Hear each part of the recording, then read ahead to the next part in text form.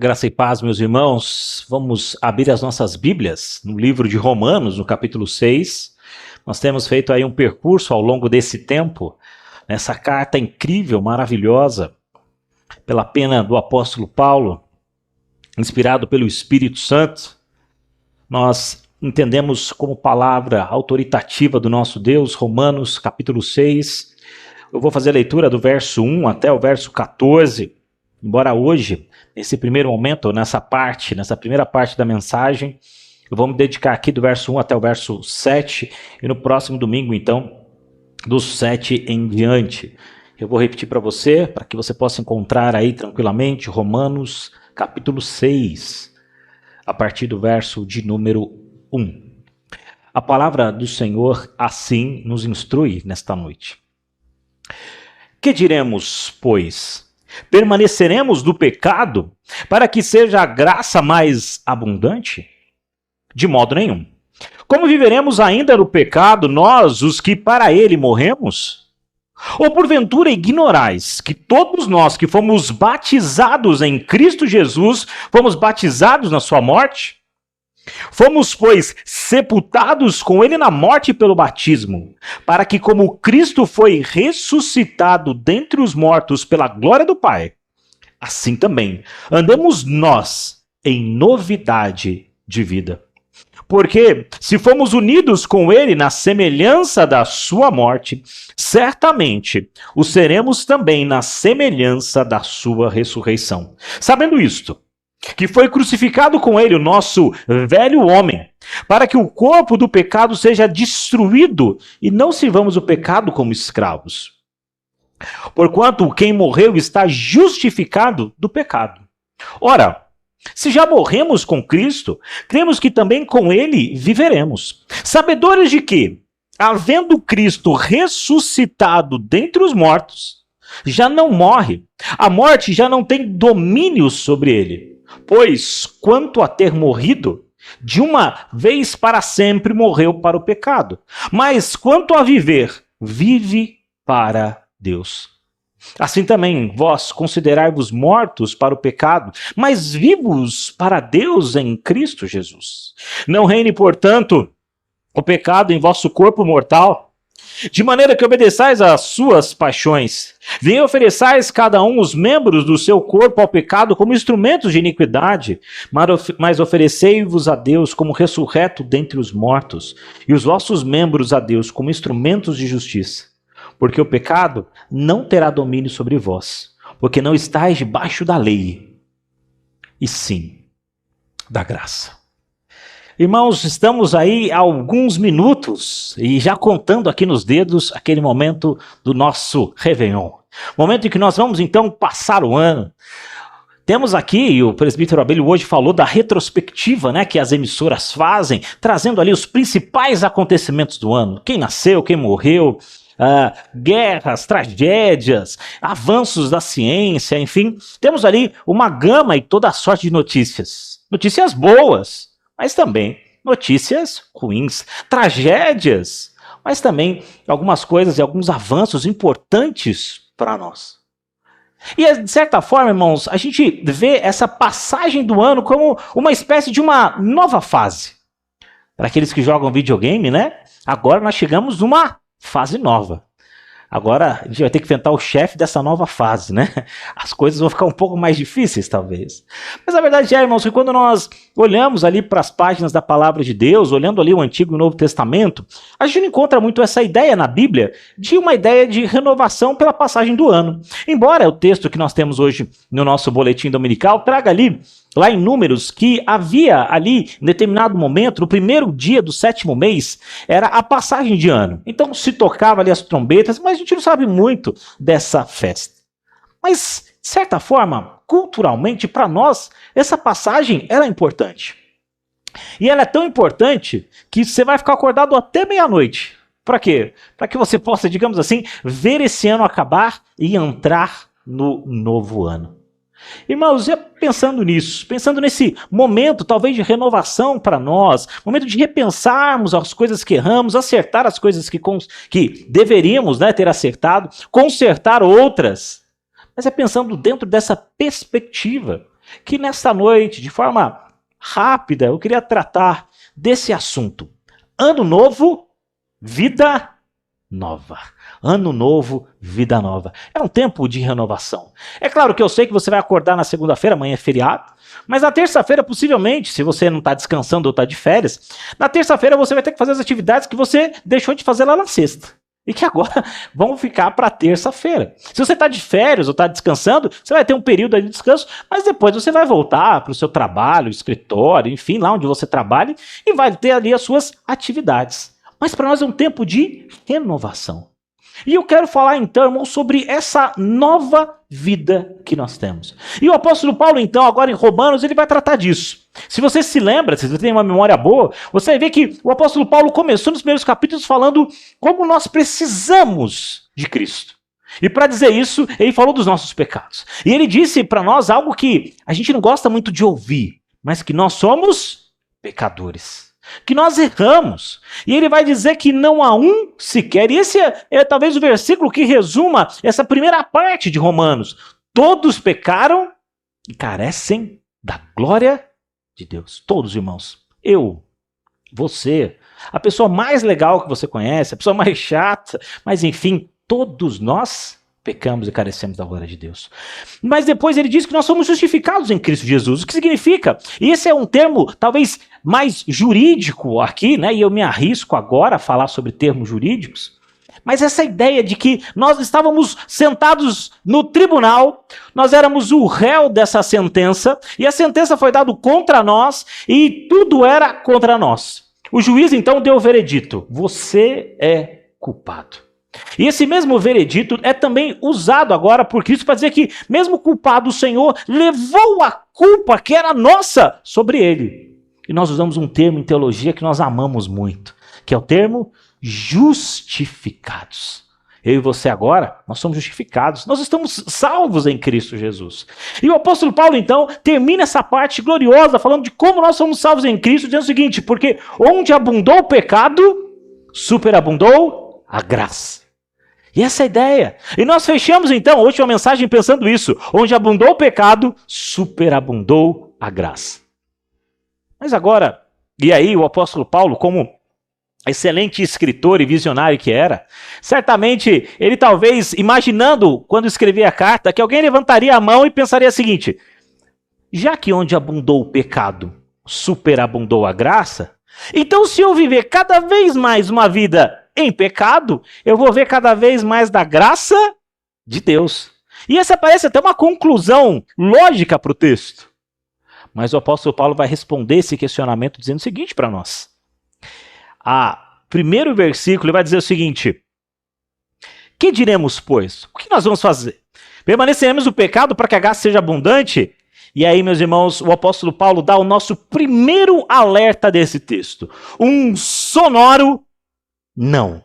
Nós não vamos viver em pecado. Aliás, você foi chamado para viver numa vida diferente. Você foi chamado para viver uma nova vida em Cristo Jesus. E a ideia não é que eu vou permanecer no pecado para ver a graça, mas a ideia é que eu já morri. E a expressão que Paulo usa aqui é uma expressão forte. Nós morremos para o pecado.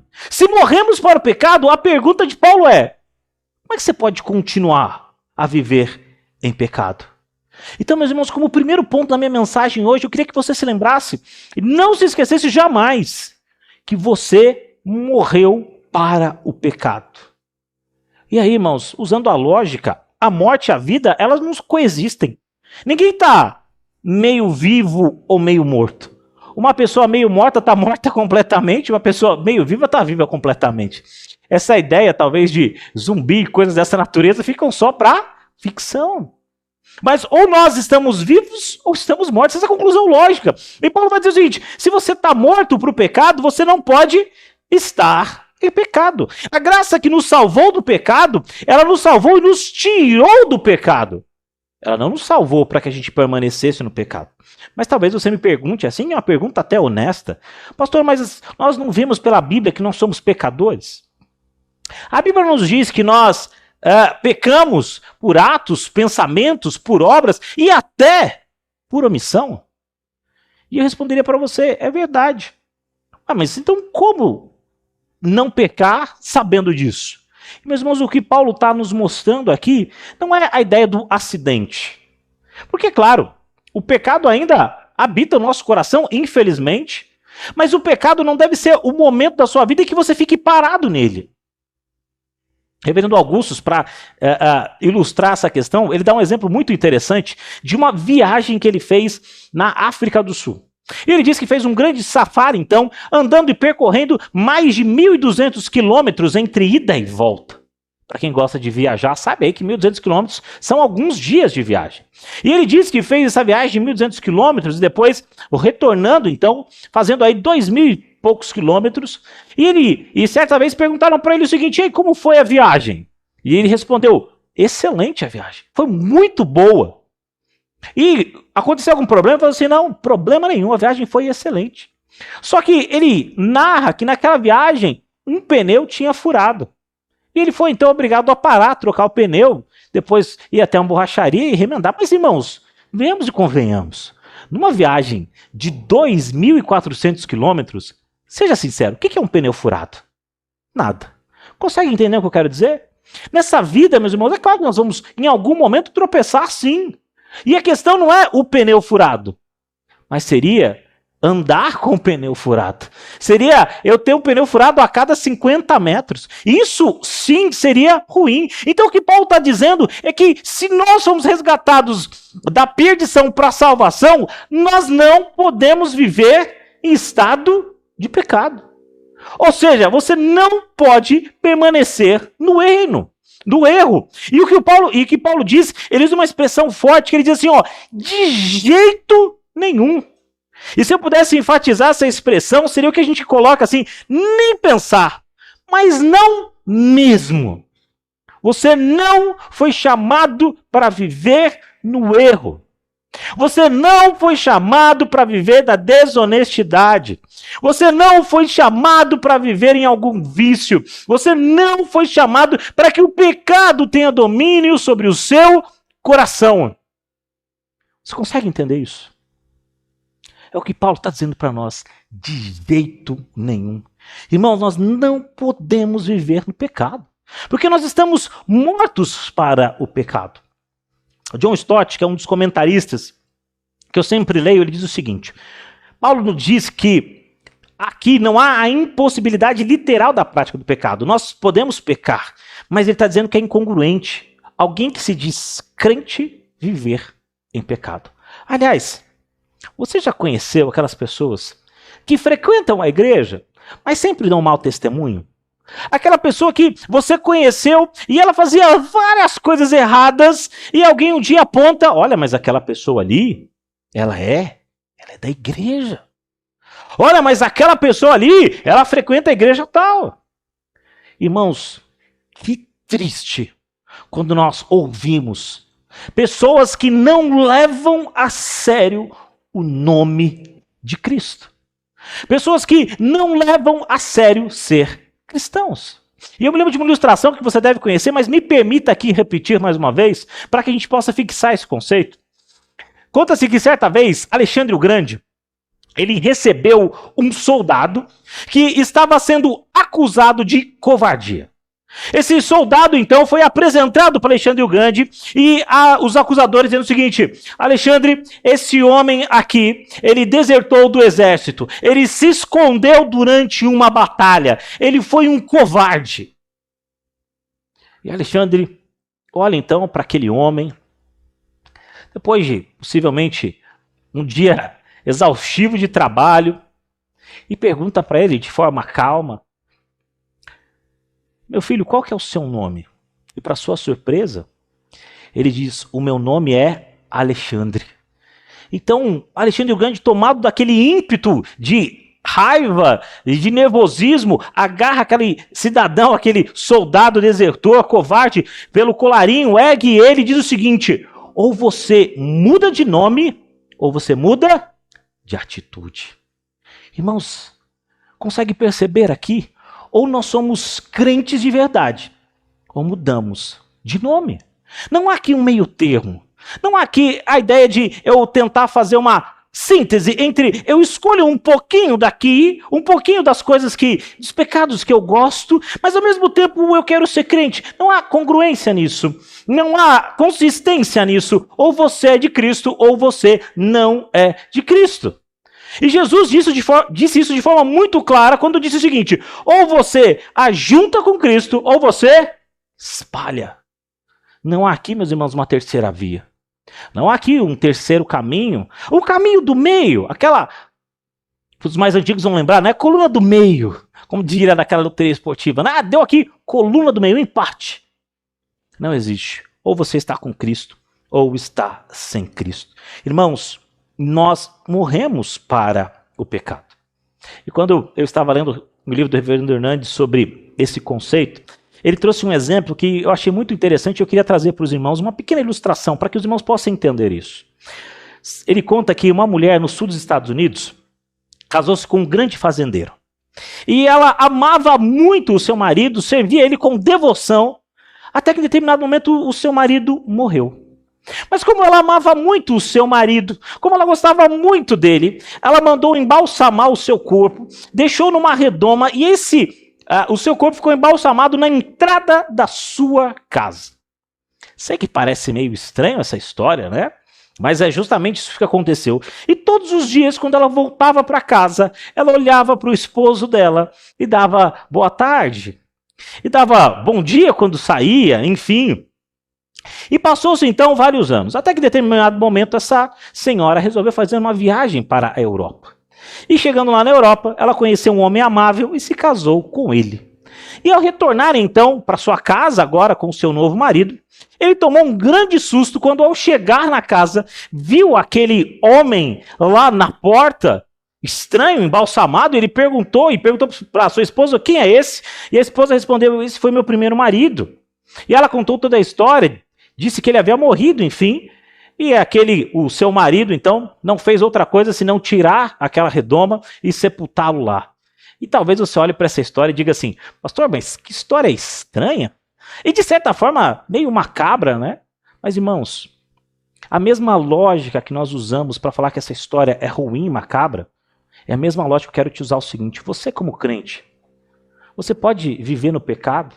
Você pode sair todo dia da sua casa dando bom dia para o pecado?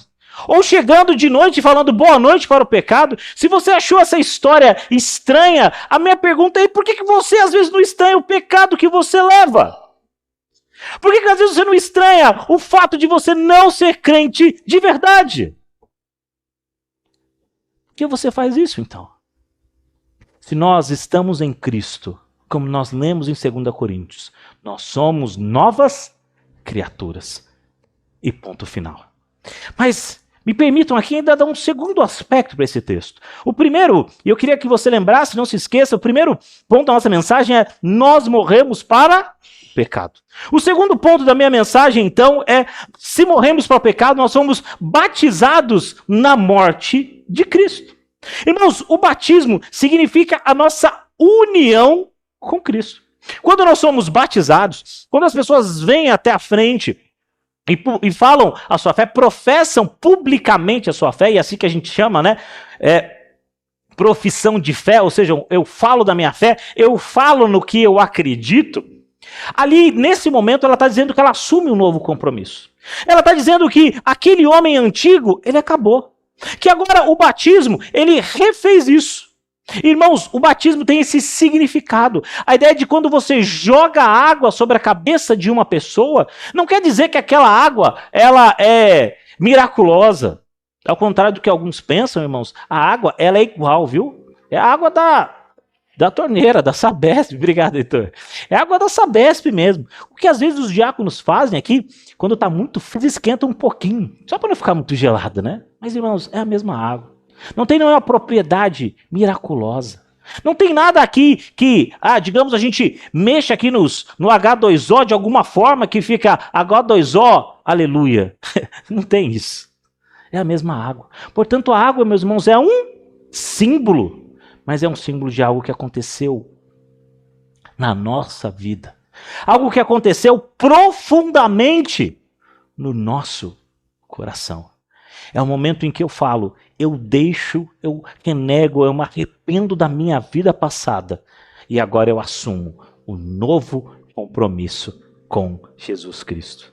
Irmãos, nós somos então agora introduzidos de uma forma mística. Quando eu digo mística aqui, não me leve a mal, eu estou dizendo de uma forma sobrenatural. E lembra do que o apóstolo falou lá no capítulo 5, que com Adão todos pecaram, mas ele diz agora que com Cristo nós estamos numa nova vida. Eu antes era alguém longe de Deus, o pecado estava no meu coração, mas agora eu sou alguém perto do Senhor. Eu fui batizado. Irmãos, o batismo é algo que deve ser levado a sério. Esses dias lendo aquele site, né, Missão Portas Abertas, vocês devem conhecer, eles contam um pouco de algumas igrejas perseguidas ao longo do território. E uma dessas histórias me chamou muita atenção. Quando uma iraniana, ela professa a sua fé publicamente, sabe o que acontece? Ela perde a sua cidadania. Sabe o que acontece? O pai e a mãe dela vão renegá-la. Ela não terá mais uma família. Então o batismo para ela significa que agora ela assumiu um compromisso que não dá para voltar atrás. E que por conta daquilo ela pode até morrer. Mas ela fez esse compromisso. E talvez porque a gente viva num país de uma certa liberdade religiosa, em que a gente pode tranquilamente se encontrar na igreja, trazer a nossa Bíblia para cá, sem ninguém nos perturbar. Talvez por causa dessa esfera, a gente se esqueça, meus irmãos, de que o batismo é algo extraordinário. A gente se esquece de que o Natal é algo extraordinário. A gente se esquece de que uma nova vida em Cristo é algo extraordinário. Por quê? Porque é algo miraculoso. Quando Paulo descreve a conversão, ele diz que nós estávamos mortos em nossos delitos e pecados, mas que em Cristo nós ganhamos uma nova vida. Sabe o que ele quer dizer? Que você estava morto, mas você ressuscitou. Se eu perguntar para você assim, qual é o maior milagre que existe? Talvez você fale para mim assim, pastor, eu acho que o maior milagre que existe é ressuscitar alguém. Para mim, se isso acontecer, é o maior milagre que eu já vi. Mas sabe, irmão, qual é o maior milagre que existe? É alguém que vivia longe de Cristo, confessar Jesus Cristo como seu Senhor e Salvador. Porque é ressuscitar alguém que estava morto espiritualmente para a vida em Cristo Jesus. Mais uma vez, John Stott afirma que fomos unidos a Cristo interiormente pela fé e exteriormente pelo batismo. Paulo enfatiza, meus irmãos, que não é apenas um rito, não se torna apenas de uma cerimônia, mas é a proclamação da fé. E note que, se nós então morremos para o pecado, se nós então fomos batizados na morte de Cristo, o terceiro ponto então é o caminho do seguinte: nós ressuscitamos com Cristo. A nossa união com Cristo não é apenas a sua morte, mas é também o que o apóstolo diz na sua ressurreição. Nós entendemos que morremos para quem nós éramos antigamente. O Samuel antigo, ele morreu para nascer um outro homem. Nós ressuscitamos com Cristo Jesus. Ou seja, a morte, ela já não habitará comigo. Justamente, meus irmãos, porque Paulo diz que nós somos crucificados com Cristo Jesus. O que quer dizer é que o meu eu antigo, o meu eu interior, ele morre na cruz para nascer alguém com uma nova vida, alguém com uma nova perspectiva. Isso é interessante porque em alguns momentos a gente vai viver um ano novo. Eu sei que os problemas ainda vão ser os do ano passado daqui a pouquinho, mas a gente parece ganhar um novo retrospecto para a vida. E deixa eu te fazer uma pergunta muito honesta. Dos próximos, e olha que ano que vem você vai ter um dia a mais, né? Você vai ter 366 dias. Como é que você vai viver esses 366 dias? Sem Cristo? Naquele, talvez, ateísmo prático. Do tipo assim, eu falo que eu acredito em Deus, eu falo e até vou à igreja, mas durante a semana eu não me importo com Deus. Eu não leio a Bíblia, eu não oro. Será que é assim que você vai viver esse ano? Alguém já disse que talvez a maior loucura do homem é fazer as coisas da mesma forma, achando que ela vai ter resultados diferentes. Irmãos, é tempo de renovação de fato. É tempo de renovarmos a nossa vida diante do Senhor Jesus. É tempo de assumirmos um compromisso sério com Deus. Talvez você já tenha ouvido isso várias vezes. Talvez você já tenha lido esse texto que eu li várias vezes. Mas eu queria que ele ganhasse um novo significado para você. Um significado, meus irmãos, de renovação. Eu quero concluir aqui o texto, embora eu tenha algumas coisas a mais para falar, mas no próximo domingo eu termino a mensagem, porque eu quero concluir dizendo o seguinte: o ano acaba, e é bem possível que os seus problemas ainda não se resolveram. O dia 1/1 de 2024 não vai ser um clique ou um passe de mágica, mas, irmãos, é um alerta. Quando Paulo nos alertou, ele diz: olha, vocês morreram para o pecado, vocês foram batizados com Cristo, vocês ressuscitaram com Cristo, vocês foram crucificados com Cristo. Nós estamos unidos com Cristo Jesus. Portanto, se lembre, você segue um caminho de santidade. Mas santidade, meus irmãos, é um caminho de duas vias. Porque é uma via de deixar, de morrer para aquilo, mas é também uma via de agregar e nascer para algo novo. E me permitam aqui, meus irmãos, algumas aplicações muito práticas para nós. Responda comigo no seu coração, qual tem sido o pecado insistente na sua vida? Talvez o pecado mais moderno que a gente tenha hoje em dia seja o vício do celular, não é verdade? E aqui é bom que eu atinjo todo mundo, né? Crianças e adultos. Mas, meus irmãos, não basta só você chegar lá em 2024 e pensar assim: eu agora vou apagar do meu celular o Instagram da vida, o Facebook da vida, eu vou falar menos no WhatsApp, vou tirar esse jogo. Não basta apenas você fazer isso. Mas você tem que tirar essas coisas, mas tem que colocar novas práticas na sua vida. E me permita aqui, humildemente, como pastor, te dar alguns conselhos importantes. Tira isso, mas inclua outra coisa. Talvez, tira um pouco de celular, inclua um pouco de oração.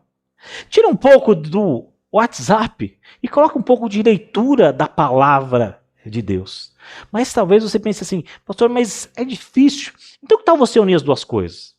Baixe um bom aplicativo da Bíblia, e se você quiser depois, para não fazer propaganda aqui, eu tenho alguns para te indicar, em que você pode ler e ouvir ao mesmo tempo.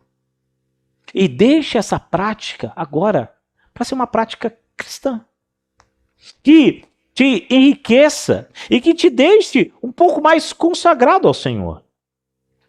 Mas me permita aqui ainda, seguindo nessa linha de aplicações, talvez você pense: pastor, eu não consigo deixar a preguiça. Eu tenho preguiça de fazer determinadas coisas. E olha, pastor, eu vou confessar para você: eu tenho preguiça de ler. Eu não gosto de ler. Que tal então você organizar aqui uma lista de algumas tarefas importantes para você fazer ao longo do seu dia, da sua semana? Talvez ali, quem sabe no final do domingo, você coloque as listas das coisas que você quer fazer nessa semana. E quem sabe, para que você possa vencer esse seu aparente vício da preguiça, coloque atividades importantes. E se você não gosta muito de ler, que tal você ler e ouvir ao mesmo tempo? Que tal você colocar lá um vídeo naquele canal famoso e ver e ouvir ao mesmo tempo? Talvez você não goste muito de ler, mas quem sabe ouvindo e acompanhando na sua Bíblia, a leitura se torna um pouco mais agradável. Ou, me permita aqui ainda pensar o seguinte: irmãos, nós temos várias pessoas que são novas na fé. Nós conhecemos irmãos que são enfermos. Que tal você deixar um pouco a preguiça de lado e reservar um dos recursos mais escassos que você tem na vida, que é o seu tempo, para abençoar a vida de outras pessoas? Só quem já foi ou quem já esteve internado sabe como é importante um abraço e uma visita de alguém. Quem está lá internado há alguns dias sabe o quanto é importante você receber o afago, uma oração de alguém que vai te visitar. E como pastor, eu vou precisar falar dessa última coisa, eu prometo para você que é a última. Seja mais frequente à igreja. Não fale na sua frequência à igreja, né? Seja mais ativo. Eu sei que às vezes, irmãos, é difícil acordar às 8 horas, né? Para vir para a escola bíblica dominical. Pastor, às 9 horas é muito cedo, né? Mas Pense nisso de uma forma séria. Durma um pouco mais cedo no sábado. Acorde com disposição no domingo. Aproveite o seu celular que você usa tanto e coloque um despertador nele para que às 8 ele toque e você possa estar na igreja. Não falte à igreja, meus irmãos, por motivos fúteis. Por um jogo de futebol, por uma série no Netflix, ou quem sabe para curtir um pouco mais a preguiça da cama. Tenho certeza que Deus tem muito a falar com você e tem muito a te abençoar. E eu quero deixar aqui, irmãos, como pastor da igreja, as minhas felicitações a todos os meus irmãos queridos e aqueles que nos visitam hoje também. E o meu desejo é que você tenha um 2024 de muitas bênçãos na sua vida. E que a igreja, a oração, a palavra sejam abundantes na sua vida. Que Deus o abençoe, meu irmão.